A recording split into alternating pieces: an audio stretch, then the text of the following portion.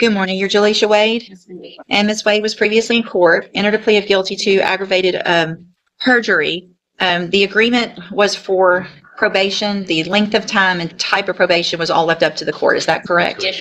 And I've received that pre-sentence report as well as some letters that the defense counsel has provided of support for Ms. Wade. Has everyone had an opportunity to review all of that?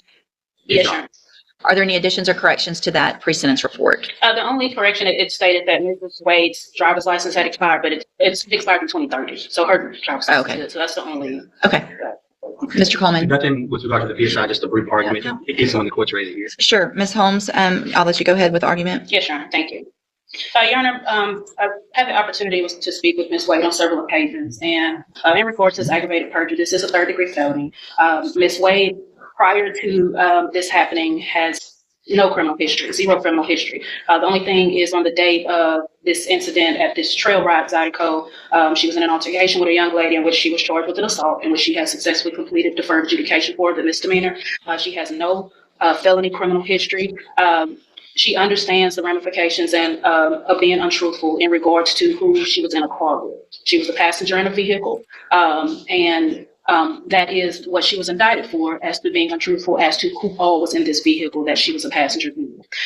Your Honor, we understand when testifying, when she was subpoenaed to testify in front of this grand jury, that it needs to be truthful, and she understands that moving forward, she wants that opportunity to show that she can be obviously continue to be a productive citizen in society, and she's asking for that second opinion. We are obviously asking for a deferred adjudication in this matter. We believe that this is a case that should be afforded that opportunity for Ms. Wade. She is a single parent who provides for her son. She works hard. He has, as I stated, no other history. And as you can see on the evaluation in this PSI, it's indicated a low risk level, which we feel is very important for the court to know, because it suggests that offenders who are rated as low often self-correct. And we believe that Ms. Wade will self-correct and understand her actions moving forward in life, but we do want her to have that second chance to be able to complete a deferred adjudication so she does not have a felony conviction on her record. We know that this is a court of second chances. We've seen several times people who I believe sometimes have more heinous crimes that get the opportunity at deferred adjudicated probation. And I believe that Ms. Wade should have that opportunity as well. We do know that obviously it's your decision, Your Honor, in regards to that, and in regards to the length of time, being that this is a third-degree felony, we are asking if the court grants Ms. Wade this deferred adjudication, if it could be in the range of possibly 3 to 5 years, as opposed to the maximum 10. It states that she lacks prior felony convictions that suggest that this incident may represent an aberration rather than a pattern of criminal behavior. In addition, it states in this PSI that her stable employment, parental responsibilities, and minimal prior criminal record supports the feasibility of probation as a means to rehabilitate rather than to punish. And we feel like having a straight probation will be more of a punishment rather than a rehabilitation, so that she can self-correct and be productive and have the opportunity to move forward in life without this conviction. So, Your Honor, we are asking for deferred adjudication in the range of 3 to 5 years if possible, so that Ms. Wade can prove that this will not happen. Thank you, Ms. Holmes. Mr. Coleman? Your Honor, Ms. Holmes characterized her lie to the grand jury as just simply a lie about being in who she was in the car with. She lied about being in the car with someone who law enforcement strongly suspects had just shot up an innocent man at a Zydeco trail ride rodeo arena. That's what she lied about, Judge. Law enforcement suspects and has good information that she was present when this innocent man was shot by this suspect who she lied about riding in the car with. Law enforcement has good reason to believe, and I believe as well, that she holds the key, has information that could bring that family of the defendant subjected to closure and help solve that unsolved murder and prosecute the person that's responsible for it, Judge. The nature and the gravity of this offense requires it. Judge, it pains me to even have to offer probation, Judge, but there are certain realities that I have to deal with and that necessitate me making this offer of probation. That family has to live with the loss of their loved one and possibly that crime not being solved. And if they can live with that, Judge, this defendant can live with a felony conviction on her record for not, in my opinion, being completely truthful, providing all the information that she has. It is tantamount to obstruction or hindering a prosecution, what this defendant has done and what she continues to do, Judge. She's fortunate that all I can do at this point is offer straight post-conviction probation to her up with your.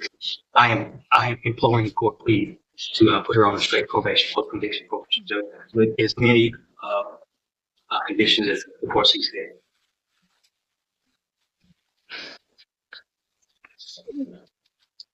So, Ms. Wade, I don't know if you've been in here all morning, but I've had a couple of tough sentencings. The information that you he's right.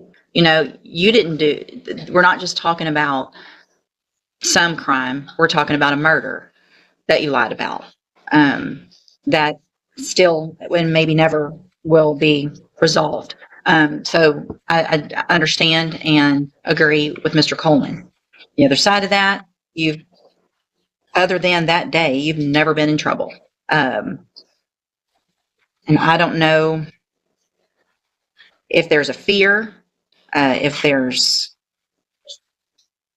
someone pressuring you, or those types of things, which I wouldn't be surprised of based on the people that we were dealing with regard to that murder charge.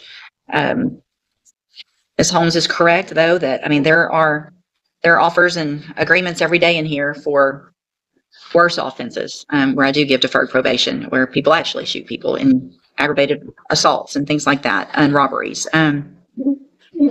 All right, here's what I'm going to do. I'm going to find that you entered your plea of guilty freely and voluntarily. Find sufficient evidence to find you guilty. However, I'm going to give you an opportunity today and defer all proceedings and place you on probation. I am going to place you on probation for 10 years. So Ms. Holmes gets part of what she wants, and hopefully Mr. Coleman will feel a little more secure knowing that you will be under probation's. This is the turning point. The judge goes with 10 years deferred. That's not just mercy. That is pressure. One mistake, and it all collapses. Do you think that's fair? Or to risk Watch for up to 10 years. I am going to order a $1,000 fine, order that you follow all of the rules and conditions of probation. Now, that is going to include, and I don't know what relationship you had with anyone that was in that vehicle, but you will be ordered as a condition of your probation to have no contact or communication with any of them. That includes John Gutierrez and Shamar Johnson and Patrick Charles. Okay, are those the three? Yes, sir. Can I say something? Mhm. Shamar Johnson is, we have the same niece. They're related. We're related. Okay. Well, you can't go to family members. You can't be around them right now until I give you permission to be around them. So if there's a family get together, one of you gets to go and one of you doesn't. That's part of the consequences of your actions.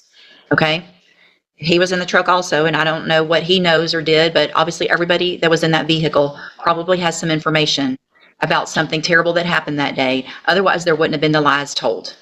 So you don't get to be around him, period. Do you understand? Okay. If you do everything that you're supposed to while you're on this probation, this is an excellent opportunity because you do not have a felony conviction on your record. Oh, sorry. And if you successfully complete the probation, then you will never have a felony conviction. The case will be dismissed. The other side of that, however, is if you violate any condition of probation at all, you'll be brought back into court and you could be found guilty and you could be sent to prison for up to 10 years. Do you understand? Yes, sir. Sorry to interrupt, Your Honor. Would the court entertain or at least consider some jail time as a condition of probation? And if any of the alternative, maybe a condition of serving at least 1 day or 1 weekend in jail on the anniversary of the death of the victim. I'm sorry, Your Honor. She is not charged with murder. Hold on. I'm not. Here's the thing, Miss. Hold on. It's fine, Miss. I appreciate that Miss Richards is. I'm not going to put her in jail today if she's taking care of a child. But here's the thing, Miss Richards. Some people. I'm sorry. Wrong. Okay, Miss Wade. I was looking at the wrong thing. Miss Wade. A lot of people, and Miss Holmes can tell you this. There was a time where I would give probation. People would come back. They'd mess up. Sometimes I'm given some extra chances. Those days are gone.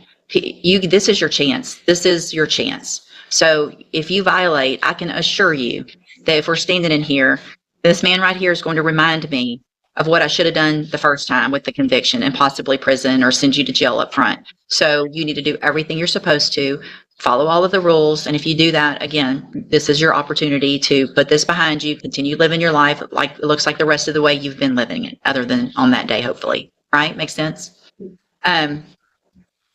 Did I already hand you? I'm handing you the trial court certification that shows this was an agreement that I followed, and so you've waived your right to appeal.